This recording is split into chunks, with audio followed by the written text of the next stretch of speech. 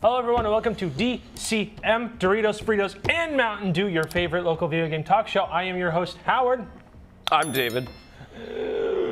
Let's start off with the news. Is there any good news this time? New Kirby Air Ride looks good. Yeah, it does actually. It does look pretty good. All right, that's the show, everyone. We got good news. We'll see you all next week.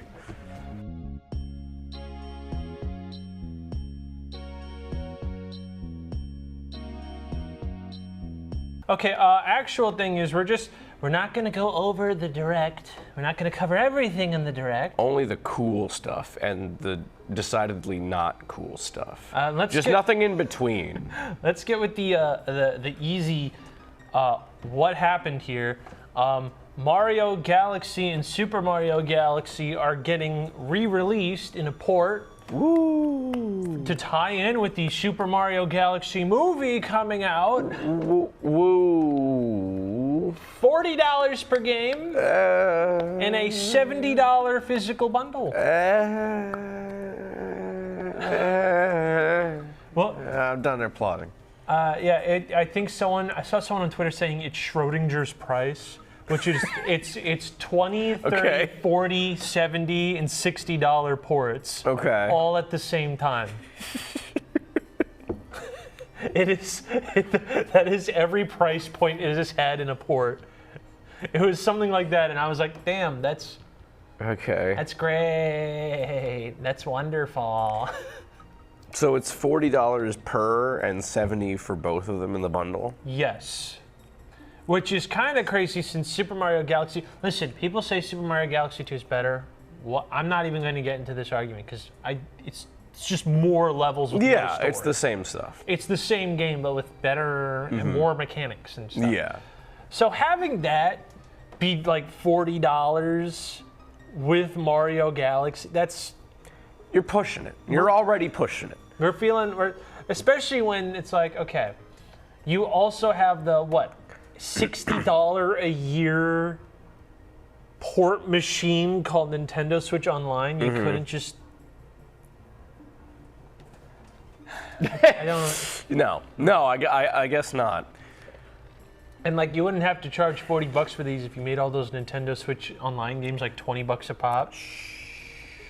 I know. They're not going to listen to that. They're not going to listen to that. I know.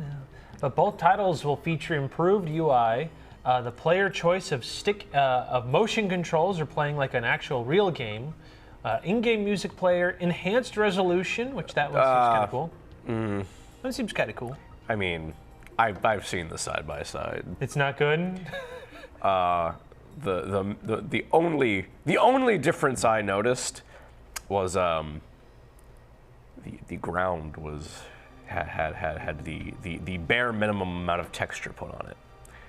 That was the only difference, that was the only graphical difference I saw. Was the ground. Wait, I'm looking. They're making amiibos for this, but they give you literally nothing. What? Wait, what? So Mario and Luma amiibo gives you a life mushroom.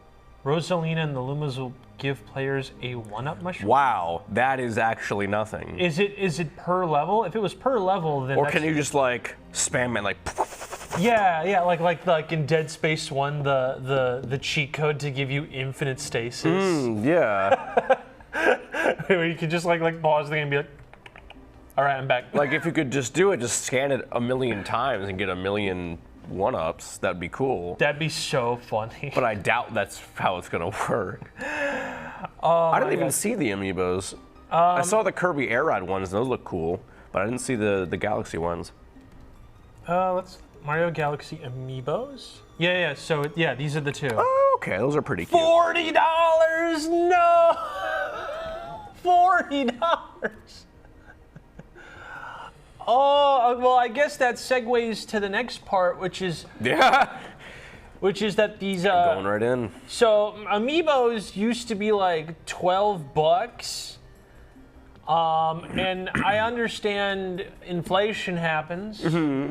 I understand that there's less demand for these amiibos. This is all fine, and so I guess now the price is about $25, which is double, which is Not the best. I wouldn't say that's good, but now we're getting $40 amiibos, and the Kirby Air Ride amiibos are looking like they're like 50 or 55. 50? Oh, God. Air Riders amiibos. Yeah, hold on. Yeah, Kirby and the Warp Star. Shopping. Yeah, $50. And I understand their gimmick is that you can pop. You can switch them out. Yeah, and they're gonna make more, but like, come on. $50 for that. $50. Meanwhile, on the Nintendo store, there's also a Kirby on a Warp Star amiibo that is $20. $50. That is the price of a video game. Mm-hmm. And we're doing. But it's for a video game, Howard. It's for, so that means, it's no, and again, that's not the price of a video game. Video games are $80 now, remember? So this is way cheaper than a video game. Way cheaper. We're hitting levels of greed that are biblical here. Yeah, like, I get it. You guys, Nintendo Switch 2 has won whatever console wars here, right? Because the other side has nothing. There's nothing on PlayStation and there's nothing on Xbox. What do you mean there's nothing on PlayStation? You can play The Last of Us remastered, chronological HD PS5 Turbo Remix 4K Arcade Turbo. Edition. Yeah, you can play that for the umpteenth time. That's what PlayStation has. Xbox has. They had Hi-Fi Rush and then they sold it. Yeah, I don't even know what Xbox has. They got Call of Duty and Overwatch. And then they went, what if we're little saints and put it on everything? Yeah, so now they actually don't have anything. Because everyone else has it as well. And then they're like, what if we made Xbox in a Steam box? And I'm like, guys, no one wants this. They just want to play a video game. But nah. Yeah, so,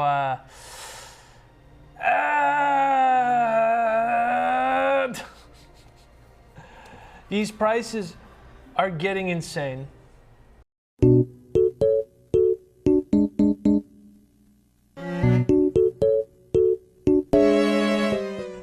And speaking of things that are insane, the Virtual Boy is coming to Nintendo Switch Online. Welcome back to the GOAT. So, when I first saw this, I was dying because as any sane person would. They just introduced their GameCube thing, and like when they added Nintendo 64 stuff to their Nintendo Switch Online catalog, they had nothing. And it'd be like, here is one game every 2 months. This surely is fine for your $60 a year not needed internet service. And then for GameCube, I was expecting them to drop like 12 titles and add one every month. They have not. They added like 2. And then they add like 1 every couple months as well. Yeah. So I'm like, bro, did we run out of GameCube games already that we're going back to the Virtual Boy? Maybe, hear me out, we just sell them. Like the little games, individually. Yeah. Because like literally, I think the last year of Nintendo 64 games, they've all been Microsoft games. Nintendo has no more games for the 64. Okay. It's been Banjo-Kazooie, Perfect Dark, Conker's Bad, it's been those games. Okay. So it's like they have run out of Nintendo 64 games, which is incredible because there's only like 20 there. Yeah. After spending millions of dollars to try to get exclusive rights to GoldenEye. I'm dead serious. So we have like 6 GameCube games. They're like, guys, we're running out of content. We need to bring back the one thing that everyone loves. 100%. This is not a controversial pick at all. This is not controversial. Not controversial. Everyone loves this piece of hardware. It's a fan favorite. And it's a fan favorite. People have very, very fond memories of this thing. The Virtual Boy.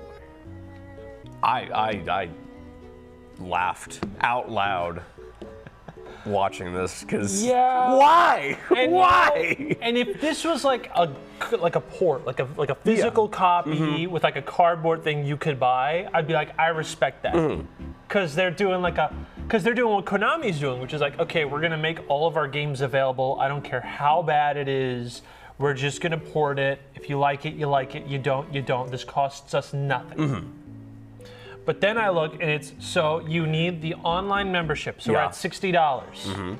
And in order to play this on your $60 subscription, $25 for the cardboard version of it to make it playable. Yep. Or the $100 plastic version of this. Why didn't you just sell the game? So you're at $160 for the Virtual Boy. For the Virtual Boy. Whose main criticism is that it was too expensive with no games. History repeats itself, Howard. I mean, but it's okay. You can only pay $80, $85 if you want to go for the cardboard version. And people are full of hopium. I saw that they were like, "Hey, man, this is going to pave way to, they're going to start working on the DS ports of games." I'm like, that's fine, but that should have been their first thing before the Virtual Boy. But if that happens, there is 5, 6, 7, 8, 9 games people would want. They're all Pokemon.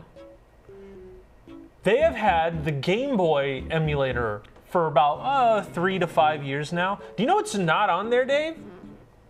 Pokemon. You know, the thing that everyone wants. And it's not like they lost the source code because it was playable on the 3DS. You could buy a code at GameStop for Pokemon Gold and Silver. So all of these people that are hopium-pilled, being like, dude, we're going to be able to play Pokemon Platinum if we support the Virtual Boy, which is a real thing I saw, by the way. No. That is not going to happen. No. We can't get Pokemon Ruby, Sapphire, Emerald, Fire Red, Leaf Green, Red, Blue, Yellow, Gold, Silver. What makes you think we're going to get Diamond, Pearl, Platinum, Heart Gold, Soul Silver, Black 2, White 2? We're not. We're not going to get any of those games. Oh, no. Because that's something that would make money. And that people would like. Nintendo does not want you to be happy. Or they don't want all of your money at once. They're trying to nickel and dime you for every little bit out of you. That's why they have $50 amiibos. That's why they have an $80 Mario Kart. That's why every game is $70 now for no reason. That's why, this is my new favorite thing that I read, is that they have 2 different cartridges. It's a key code in which your game is not on the card. Right. And the 64 gig one. Apparently, Nintendo is refusing to make any in-between ones and are pushing developers to use the key cards. Why? Because making the ones that actually have the game on the cartridge takes money. Of course. Which maybe don't use cartridges. They cost more than a disc. They cost more than a disc. But you can't fit a disc into a Switch. Maybe. You can't. Maybe your gimmick shouldn't be walking around like a homeless bum on your Switch. But where's the fun in that? Maybe I want to walk around like a homeless bum. Like, I get it, it's portable, but like at a certain point, like the PSP all had discs, the Vita had discs. This is true.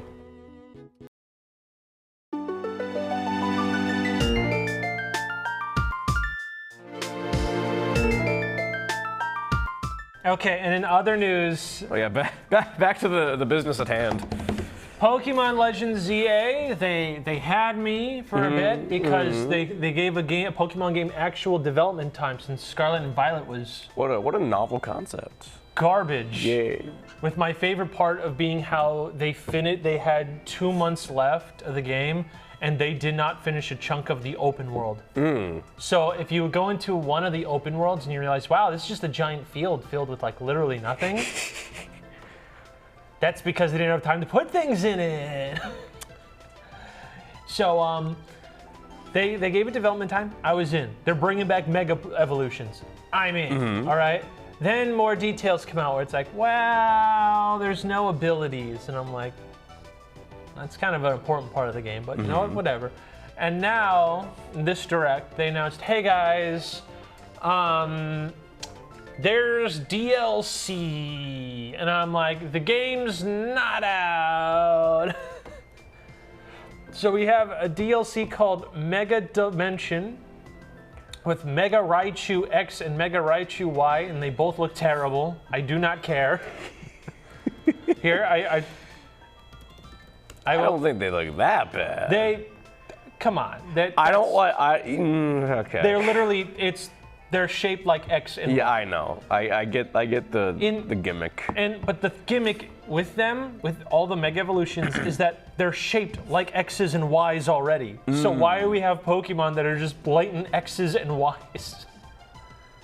I could not tell you. I don't understand. They look. All right. Here's a better way of framing it. Would you pay $10 for this? No. That's what I thought. There we go. End of story. All right, cool. Wrap it up. Then they showed off the Mega Evolutions because the game takes place in the region of Kalos. They showed all the starter Pokemon in Kalos. They all get Mega Evolutions, which is like, oh, that's cool. That's awesome. You know, one's like a witch with like an army of brooms. One's like an actual paladin with like a shield and a spear. Greninja's upside down. And then in little asterisks after it came out, they said, by the way, the only way you can get these is if you play the online ranked modes in certain months. So they're not in the game. They're a reward. They're a for dedicated players. It's a post-launch reward.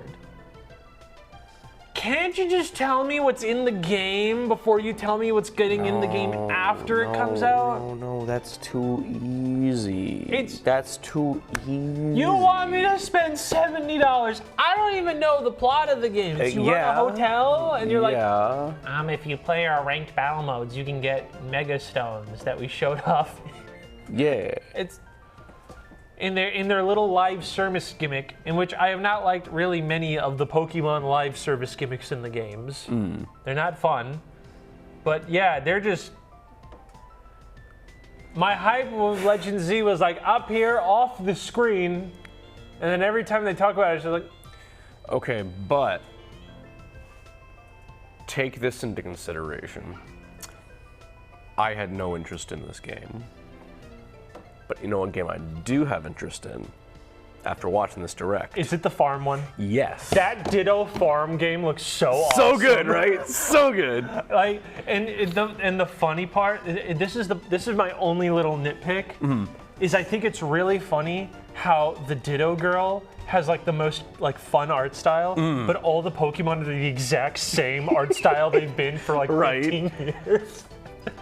But yeah, no, that game actually looks really cool. That looks really, really cute. That like especially when I'm like, oh, this looks like a fun farm simulator, and then the little Ditto girl got the Scyther arms, and I'm like, yo, yo. Yeah. Pokopia.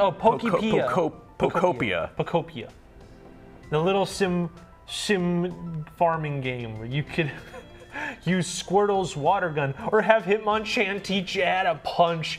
Oh my god. Hitmonchan's gonna look at a little girl. It's like, you wanna learn how to throw hands? Dude, that's rad. Finally, a reason to buy the Switch 2. I was waiting for it. And also on the side note of DLC, they've announced DLC for Donkey Kong Bonanza, but I don't know if you saw, but they're adding live service elements. I did hear that. In the DLC. And I think my favorite thing people said is, Donkey Kong got DLC before Mario Kart?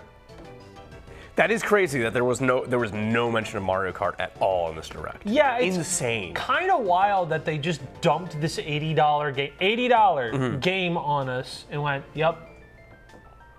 Moving on. Yeah, don't look at it too long. Don't look at it.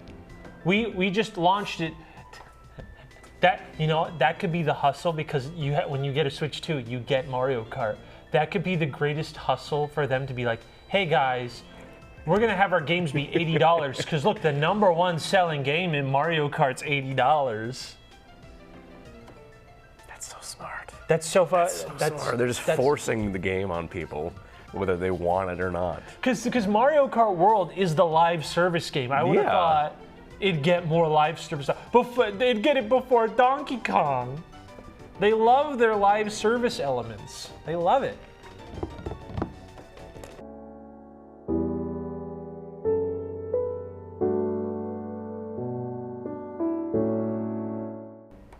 Okay, so something more funny though. Okay. I like things. Are we laughing at people? Yes. 'Cause I like to laugh at people. I like being a cruel human being who takes pleasure in other people's misfortunes. You can quote me on that. I didn't know you were a Republican. So Borderlands 4 came out, and I was gonna laugh at it, but it actually looks good. Everyone likes it. Crazy. Which is insane. I don't think we were ever gonna that was ever gonna happen again. The last one people liked was Tales of the Borderlands. Yeah. And that's when. And that's not even like an actual Borderlands game. It's a totally different game. A decade ago. Yeah. So a decade of Borderlands being we got a good game. So what could possibly we be talking about if Borderlands 4 is a good game? Nothing but positive things here so far.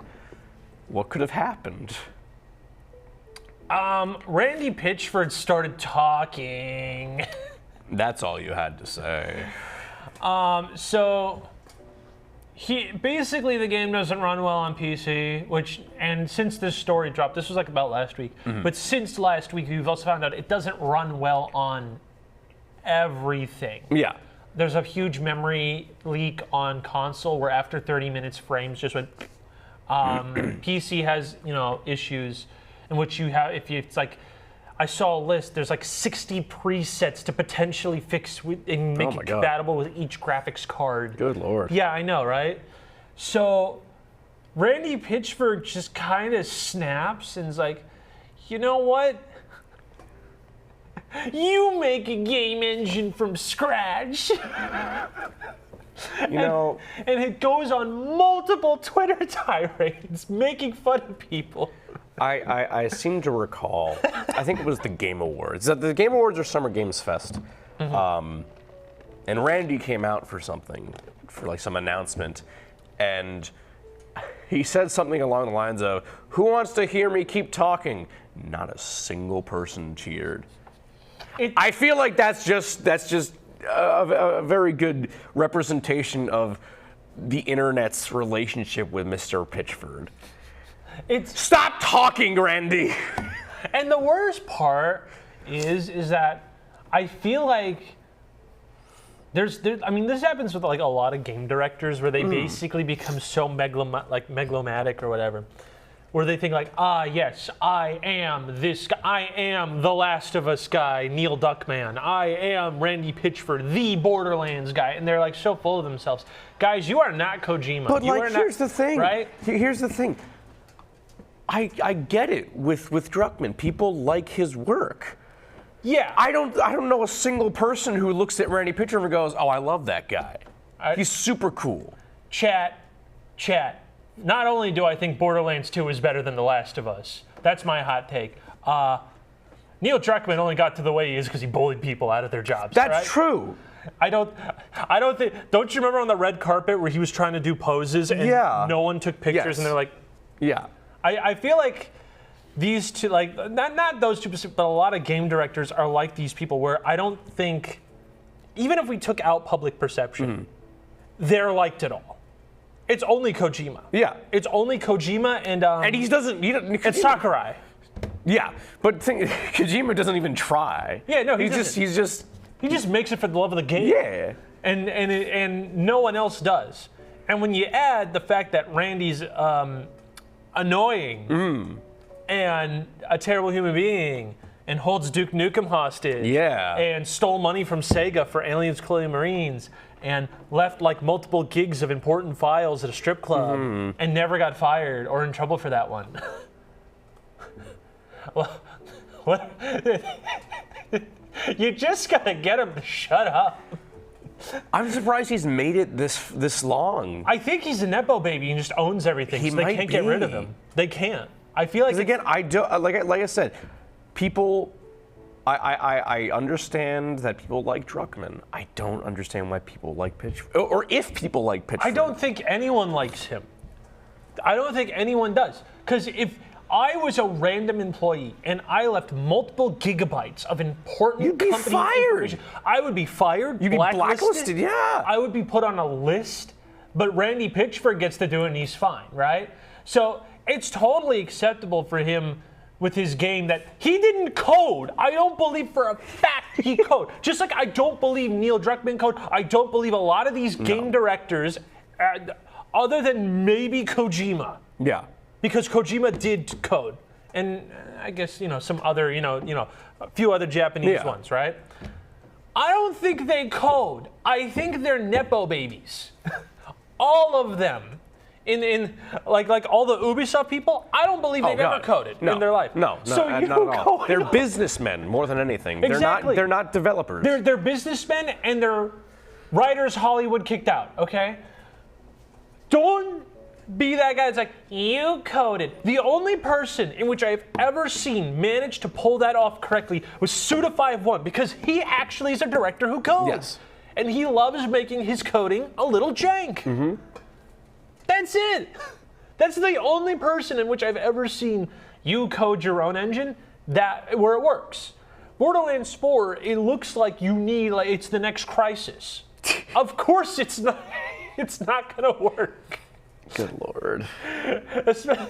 And he just goes on tirades. Like my favorite one was a giant list of him saying, "This is all of our customer support files." And notice how less than 1% is about how the game isn't functional on their builds. And I'm like, what? Does that what? What? Your argument is customer support files? A sane man would just see that the game is doing well critically and be like, hey, thanks for all the support, guys. I appreciate it. And then if the game doesn't run well, you go, we'll work on that. Sorry you guys are having so much trouble with that. We're gonna do our best to fix this and make sure everyone can enjoy the game we put all this time and effort into making playable for all of you, so everyone can enjoy it. A sane man would do that. A sane man. We're not dealing with that. No. I don't think we have for a while. A long time. Long time. Yeah, so someone better put a muzzle on him. Yeah. I might be a little late for that. It might be 15 years too late. It might be 15 years too late for that. I'm sorry to say. For a dude who got lucky with one game. Yeah.